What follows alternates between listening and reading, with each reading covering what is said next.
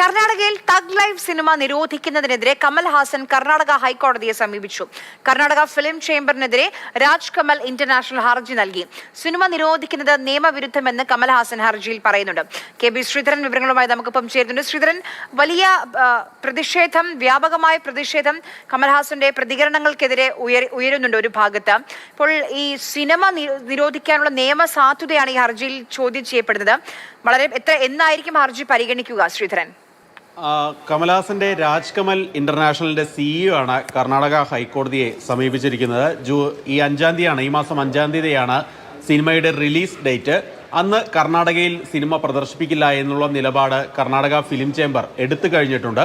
ഇതിനെതിരെ സംരക്ഷണം ആവശ്യപ്പെട്ട് അല്ലെങ്കിൽ സിനിമയ്ക്ക് പ്രദർശനാനുമതി ആവശ്യപ്പെട്ടുകൊണ്ടാണ് ഇപ്പോൾ കമൽഹാസൻ ഹൈക്കോടതിയെ സമീപിച്ചിരിക്കുന്നത്. സർക്കാരിനോടും അതുപോലെ തന്നെ സംസ്ഥാന പോലീസിനോടും മതിയായ സുരക്ഷ ഉറപ്പാക്കണം തുടങ്ങിയ ആവശ്യമാണ് ഉന്നയിച്ചിരിക്കുന്നത്.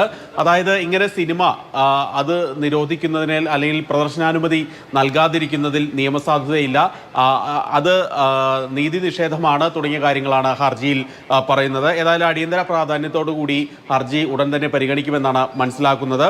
ഈ കന്നഡ ഭാഷ തമിഴിൽ നിന്ന് ഉത്ഭവിച്ചതാണ് എന്നുള്ള പരാമർശമാണ്, അതായത് തഗ് ലൈഫ് സിനിമയുടെ പ്രൊമോഷൻ പരിപാടിക്ക് ഇടയിൽ ബംഗളൂരുവിൽ വെച്ച് നടത്തിയ ഈ പരാമർശത്തിലാണ് കമൽഹാസൻ പുലിവാല് പിടിച്ചത്.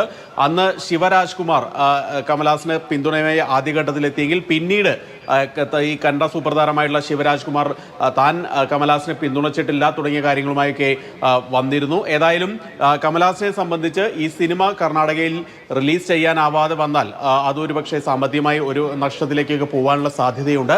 അതിനാലാണ് ഇപ്പോൾ ഇതിനെതിരെ നിരോധനത്തെ നിയമപരമായി നേരിടാനുള്ള നീക്കവുമായി രാജ് കമൽ ഇന്റർനാഷണൽ ഇപ്പോൾ മുന്നോട്ട് വന്നിരിക്കുന്നത്.